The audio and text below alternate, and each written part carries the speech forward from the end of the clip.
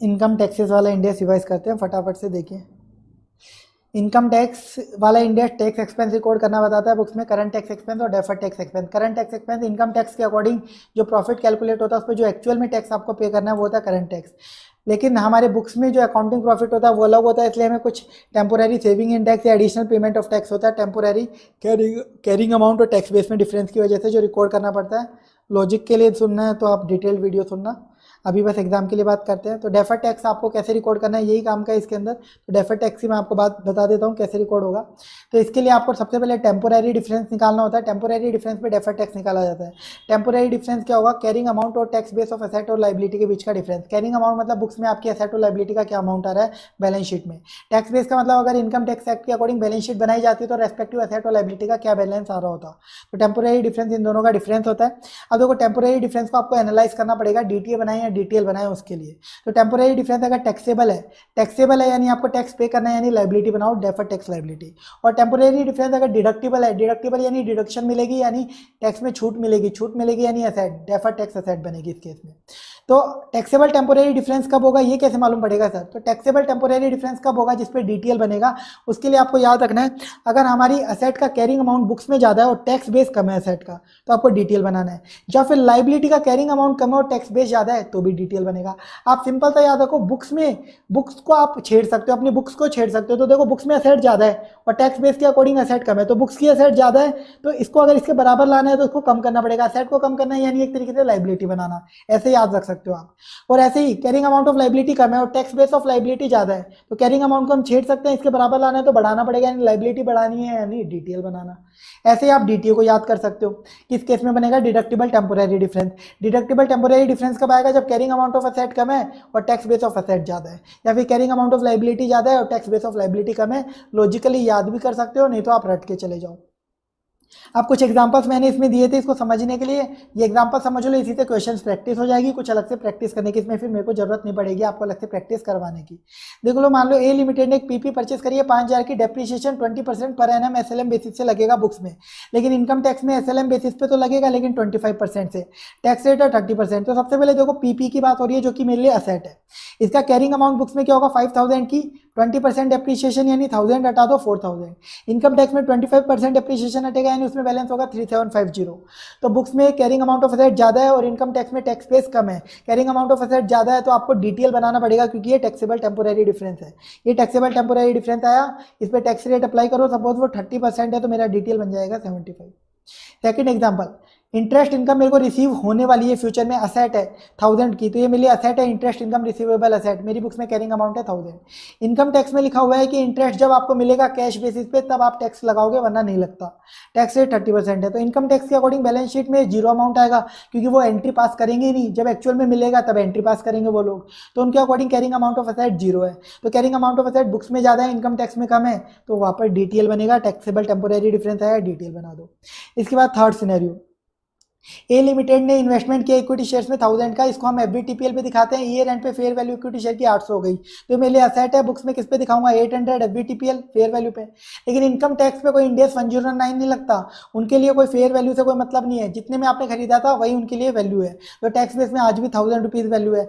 तो income tax के according जो टैक्स बेस ऑफ असेट है वो ज़्यादा है और कैरिंग अमाउंट ऑफ असेट कम है, तो आपको क्या करना है? डिडक्टिबल टेम्पोररी डिफरेंस है, डीटीए बनाना है। ठीक है, अब नेक्स्ट पॉइंट देखिए, मैंने एक प्रोविजन बनाया डिवीजन क्लोजर कॉस्ट का 1000 का, इनकम टैक्स में लिखा हुआ है कि ये कॉस्ट जब एक्चुअल में पे होगी तब अलाउ होगी, तो मेरे लिए लाइबिलिटी है, प्रोविजन बनाया 1000 का, मेरी बुक्स में कैरिंग अमाउंट, इनकम टैक्स में जब पे होगी तब रिकॉर्ड होगी, तो अभी जीरो अमाउंट है इनकम टैक्स में, तो लाइबिलिटी का कैरिंग अमाउंट ज़्यादा है और टैक्स बेस कम है, तो वही डिडक्टिबल टेम्पोररी डिफरेंस है, आपका डीटीए बनेगा। नेक्स्ट एग्जांपल देखिए, एक इनकम मेरे को एडवांस में रिसीव होगी 500 की यानी अर्नड इनकम, जो कि मेरे लिए लाइबिलिटी है बुक्स में 500 की। इनकम टैक्स में इनकम जब रिसीव होती है तभी टैक्स लग जाता है, तो इनकम टैक्स में आज रिसीव होगी तो तुरंत ही टैक्स लग जाएगा, यानी इनकम टैक्स के अकॉर्डिंग पीएनएल में चला जाएगा, बैलेंस शीट में तो कुछ बचेगा ही नहीं, जीरो। तो यानी ये लाइबिलिटी का कैरिंग अमाउंट ज़्यादा है, टैक्स बेस कम है, वही डीटीए बनेगा इस पर भी, deductible temporary difference multiply by tax rate. अब इसके बाद नेक्स्ट एग्जांपल देखिए, मैंने एक लोन लिया 1000 का, ट्रांजैक्शन कॉस्ट 200 है, इनकम टैक्स के अकॉर्डिंग ट्रांजैक्शन कॉस्ट का डिडक्शन तुरंत मिल जाता है जब आपने पेमेंट किया उसका, टैक्स रेट 30% है, तो मैंने लोन लिया, लाइबिलिटी है, बुक्स में कितना बैलेंस होगा? आप इंड AS 109 पढ़ चुके हो, loan financial liability minus transaction cost यानी 800 पे। लेकिन इनकम टैक्स में क्या बोला, ट्रांजैक्शन कॉस्ट का तुरंत P&L में चला जाता है, तुरंत डिडक्शन मिल जाती है। इनकम टैक्स वाले वैसे भी इंड एस 109 नहीं लगाते, तो उनके लिए तो लोन कितने का है, 1000 रुपये का है। तो लोन यानी लाइबिलिटी का कैरिंग अमाउंट कम है और टैक्स बेस ज़्यादा है, तो आपका टैक्सेबल टेम्पोरेरी डिफरेंस है, DTL बनेगा। अब नेक्स्ट पॉइंट देखिए, ये तो हो गया आपका पॉइंट डिटेल कैसे टेम्पोरेरी डिफरेंस क्या होता है वो मैंने बताया, कुछ एग्जांपल्स ले लिए और उसी में आपको डिटेल कैलकुलेट करना भी सिखा दिया, और इसी से रिलेटेड यही एग्जांपल्स के क्वेश्चन है आपके पास, तो आपको कोई ज़्यादा दिक्कत नहीं आएगी, मार्किंग करवा दूंगा बस अब मैं इसमें। अब डिटेल की आप कैलकुलेशन कैसे करोगे, देखिए डिटेल की कैलकुलेशन कैसे होगी, आप टेम्पोरेरी डिफरेंस को टैक्स रेट से मल्टीप्लाई कर दो, तो जो डिटेल का आपको क्लोजिंग बैलेंस मिल जाएगा जो बैलेंस शीट में अपीयर करना चाहिए, यानी ड्यूरिंग द ईयर P&L में कितना जाएगा डिटेल, उसके लिए क्लोजिंग बैलेंस जो आपने निकाल लिया वो माइनस पिछले साल का क्लोजिंग बैलेंस यानी इस साल का ओपनिंग बैलेंस, तो आपको पता चल जाएगा P&L या OCI में कितना डालना है। डेफर्ड टैक्स एक्सपेंस P&L या OCI में जाएगा अकॉर्डिंग टू दी आइटम जिस पे आप रिकॉर्ड कर रहे हो, आइटम OCI का तो डेफर्ड टैक्स भी OCI में जाएगा, आइटम P&L का तो डेफर्ड टैक्स भी P&L में जाएगा।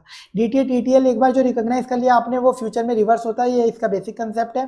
टैक्स रेट जो भी आप यूज में लोगे DTL की कैलकुलेशन के लिए वो फ्यूचर टैक्स रेट लोगे उस ट्रांजेक्शन से रिलेटेड, यानी सब्सटेंटिवली इनेक्टेड रेट।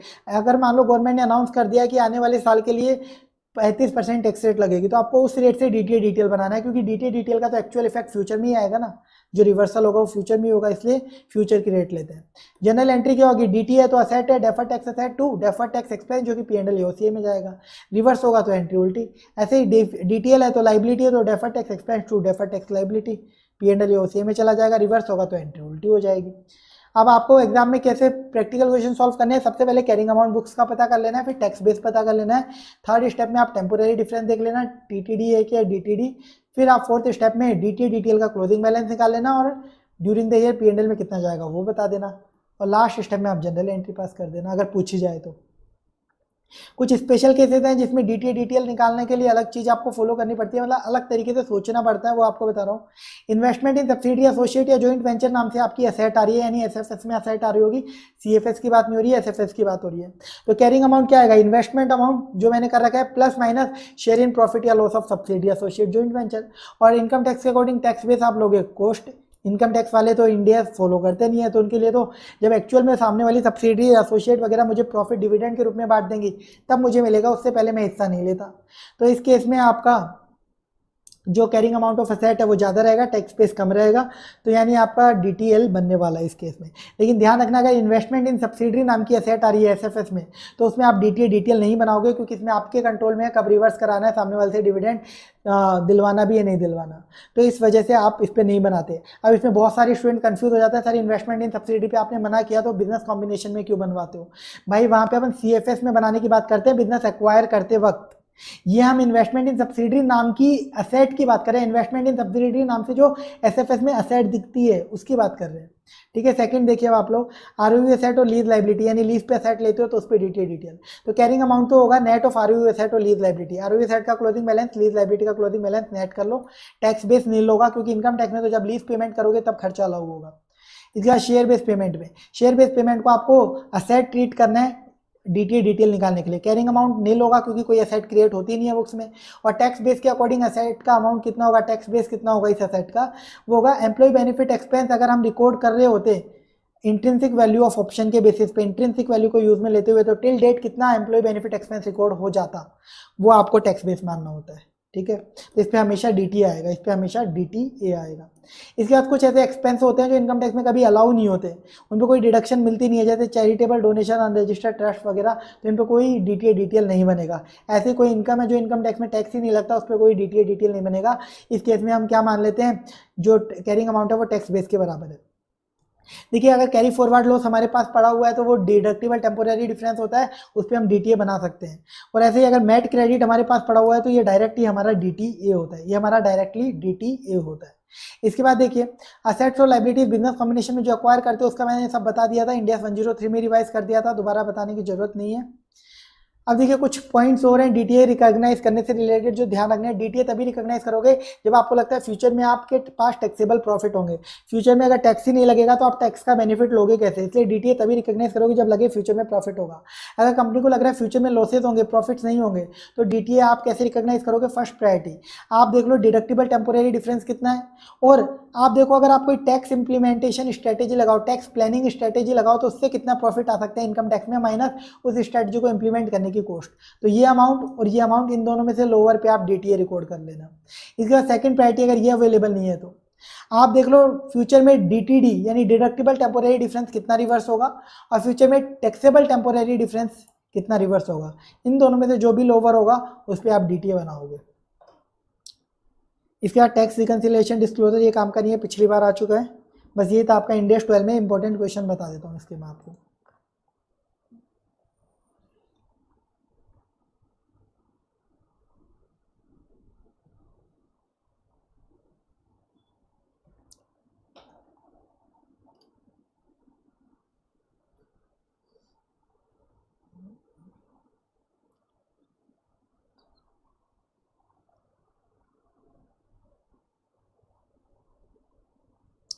देखो एक तो क्वेश्चन नंबर 4 ये देख लेना।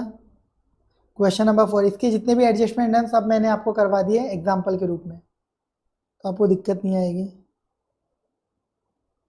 एक क्वेश्चन नंबर 6 देख लेना, मोस्ट इम्पोर्टेंट में एग्जाम्पल के थ्रू, वो भी मैंने करवा दिया था।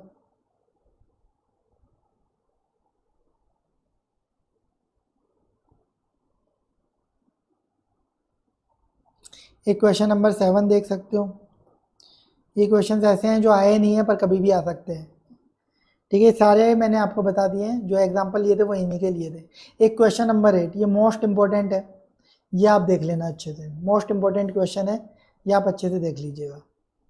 डीटीएल का मोस्ट इंपॉर्टेंट क्वेश्चन है ये आपका।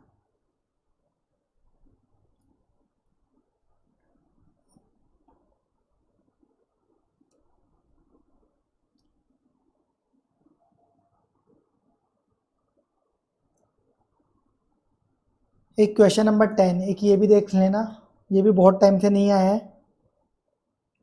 इसमें क्या है, गवर्नमेंट ने फ्यूचर टैक्स रेट चेंज कर दी पर कंपनी ने ना पुराने टैक्स रेट से डीटीएल बना लिया, तो आपको डीटीएल के अमाउंट से डिडक्टिबल टेम्पोरेरी डिफरेंस पता करना हो, फिर नए अमाउंट जो डिडक्टिबल टेम्पोरेरी डिफरेंस पता चल गया उस पर नई टैक्स रेट से आपको अमाउंट कैलकुलेट कर लेना है।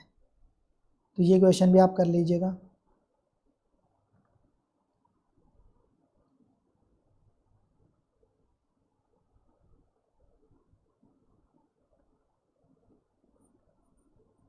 और एक ये भी देख सकते हो बिजनेस कॉम्बिनेशन वाला। अब आप इसमें ध्यान रखिएगा, देखो इसमें टैक्स रेट दो दे रखी है, एक तो बिजनेस एक्वायरर की और एक अक्वायरी की। तो हम क्या करते हैं, असेट किसकी टेक ओवर करते हैं, अक्वायरी की। तो उसकी असेट पे डीटीएल बन रहा है ना, तो टैक्स रेट किसकी लेंगे, अक्वायरी की। बस ये आपको ध्यान रखना है, अक्वायरी की टैक्स रेट ली जाती है। अब मैं आपको एक नेक्स्ट क्वेश्चन, इंपॉर्टेंट तो नहीं है ज़्यादा पर इससे एक स्पेशल पॉइंट बताने जा रहा हूँ, वो देख लेना। मैंने आपको इंडियस 103 रिवाइज करवाते वक्त बोला था कि सामने वाले की बुक्स में जो भी डीटीएल आ रहा होगा ना, वो आप टेक ओवर कर लेना। सामने वाले की बुक्स में जो भी डीटीएल आ रहा होगा वो टेक ओवर कर लेना, और अलग से हम कैलकुलेट करते हैं ही वो भी रिकॉर्ड होगा। ये मैंने आपको बोला था इंडियस 103 में। लेकिन एक क्वेश्चन ऐसा है ये वाला, इस क्वेश्चन में हम सामने वाले की बुक्स में, ये भी वही बिजनेस कॉम्बिनेशन वाला क्वेश्चन है डीटीएल का, पर हम सामने वाले की बुक्स में जो डीटीएल आ रहा होता है उसे टेक ओवर नहीं करते हैं। इस क्वेश्चन में उसे हम टेक ओवर नहीं करते हैं। सामने वाले की बुक्स में जो डीटीएल आ रहा होता है उसे टेक ओवर नहीं कर रहे इस क्वेश्चन में, बस जो डीटीएल हम कैलकुलेट कर रहे हैं उसे ही हम फाइनल डीटीएल मान रहे हैं। तो ऐसा रूल क्या है, मतलब इस क्वेश्चन में गलती है कि उधर गलती है? ना ही इस क्वेश्चन में गलती है ना ही उधर गलती है। ये पूरा कंसेप्ट है जो कि मैंने रिवीजन वीडियो और क्लास में तो बताया ही है डिटेल के अंदर, लेकिन रिवीजन वीडियो में भी मैंने बताया था जो डिटेल वाला है, और उसका लॉजिक मैं वापस से थोड़ा सा बता रहा हूँ ताकि ये डाउट ना आए, ये गलती आप ना करो एग्जाम में। इस क्वेश्चन में अगर आप देखोगे ना, तो हम सामने वाले की जो असेट टेक ओवर करते हैं वो फेयर वैल्यू पे करते हैं, तो वो तो हमारे लिए नया कैरिंग अमाउंट का काम करेगा। और सामने वाले का टैक्स बेस हम किसे मान लेते हैं, सामने वाले के एग्जिस्टिंग कैरिंग अमाउंट को। लेकिन मैंने बोला था अगर टैक्स बेस अवेलेबल हो, सामने वाले का क्वेश्चन में टैक्स बेस बता रखा हो तो वो आप वही उठा लेना। अभी तक बिजनेस कॉम्बिनेशन के जितने भी क्वेश्चन थे ना, उनमें टैक्स बेस बता के ही नहीं रखता था सामने वाले का, टैक्स बेस बता के ही नहीं रखता था, तो उसके एग्जिस्टिंग कैरिंग अमाउंट को हम टैक्स बेस मानते थे। इसलिए टैक्स बेस और उसके एग्जिस्टिंग कैरिंग अमाउंट का डिफरेंस डीटीए डीटीएल ऑलरेडी उसकी बुक्स में होता था, वो हम ले लेते थे, और उसके कैरिंग अमाउंट और फेयर वैल्यू का डिफरेंस नया डीटीए डीटीएल कैलकुलेट करके वो भी हम ले लेते थे। मतलब वहाँ पे पता क्या हो रहा था, देखो तीन चीज आ रही थी वहाँ पे, एक टैक्स बेस, एक उसका एग्जिस्टिंग कैरिंग अमाउंट, और एक हमारी फेयर वैल्यू। तो हम उधर उस इंडेस में, इंडेस 103 में हमें एग्जिस्टिंग कैरिंग अमाउंट पता होता था, टैक्स बेस पता नहीं होता था, तो हम इसे टैक्स बेस मानते थे, यानी इसका और इसका डिफरेंस जो है इस पे डीटीए डीटीएल निकाल लेते थे, ठीक है। और इसका डीटीए डीटीएल उसके बुक्स में जो कैरिंग अमाउंट आ रहा है और जो उसका ओरिजिनल टैक्स बेस है उसका डीटीए डीटीएल उसने अपने बुक्स में ऑलरेडी रिकॉर्ड किया हुआ है, जबकि हमें टोटल डीटीए डीटीएल चाहिए था इस फेयर वैल्यू से इस टैक्स बेस का, हमें टोटल डीटीए डीटीएल चाहिए था इस फेयर वैल्यू से इस टैक्स बेस का, ठीक है। तो हमने ऑलरेडी जो उसकी बुक्स में होता था वो भी लेते थे और हम खुद भी कैलकुलेट करते थे। पर ये वाला जो क्वेश्चन है ना, ये वाला जो क्वेश्चन है, इसमें सामने वाले का, जिस कंपनी को हम खरीद रहे हैं उसका टैक्स बेस गिवन है। देखो आप देखोगे ना, शॉर्ट टर्म रिसीवेबल का इनकम टैक्स में अलाउंस बता रखा है यहाँ पे, और आगे भी अगर आप देखोगे टैक्स बेस वर्डिंग लिखी हुई है, all items have a fair value and tax base, tax base उसके कैरिंग अमाउंट के बराबर है। टैक्स बेस किसके बराबर है बताया, यानी टैक्स बेस इतना ही है ये बताया है। तो आपको इसमें इस असेट का, कुछ असेट का टैक्स बेस दे रखा है, इस असेट के बारे में बोला कि इसका एम्प्लॉय बेनिफिट एक्सपेंस जब होगा, जब डिडक्टिबल जब होगा, जब इसका टैक्स में आप पे कर दोगे, तो यानी इस क्वेश्चन में सभी चीज़ों का टैक्स बेस दिया हुआ है, और बाकी असेट के लिए बोल दिया कि उनका टैक्स बेस जो भी कैरिंग अमाउंट है और टैक्स बेस है वो बराबर है, ये बोल दिया। वहाँ हम अजम्पशन लेते थे, इससे खुद ने बोला है। तो यानी इनका टैक्स बेस हमें हर असेट का दिया हुआ है, इस क्वेश्चन में टैक्स बेस हर असेट लायबिलिटी का दिया हुआ है। तो टैक्स बेस और फेयर वैल्यू, टैक्स बेस और फेयर वैल्यू, इन दोनों के बीच में जो डिफरेंस होगा, फेयर वैल्यू हमारा नया कैरिंग अमाउंट, टैक्स बेस जो इनकम टैक्स का होता है, इन दोनों के बीच में जो डिफरेंस होगा वो टेम्पोररी डिफरेंस होगा। इस पे हम डीटीए डीटीएल कैलकुलेट कर रहे हैं इस क्वेश्चन में, फार्मा लिमिटेड वाले में। इस वजह से जो डीटीए डीटीएल हम कैलकुलेट कर रहे हैं उसे फाइनल मान रहे हैं, जो बुक्स में डीटीए डीटीएल दिया हुआ है ना इसे हम इग्नोर कर रहे हैं। और ये मैंने वेरीफाई भी करवाया था क्लास में, देख लो टोटल डीटीए डीटीएल उतना ही आ रहा है, उसको हटा देंगे तो उतने जो बाकी अमाउंट है एसेट लायबिलिटी का उस पर बनेगा, ठीक है। ये मैंने आपको रीजन बताया है, बस यही था इसके अंदर जो मोस्ट इम्पोर्टेंट हो सकता था, और तो ऐसा कुछ खास है नहीं। तो इंडेक्स 12 हो गया आपका कंप्लीट।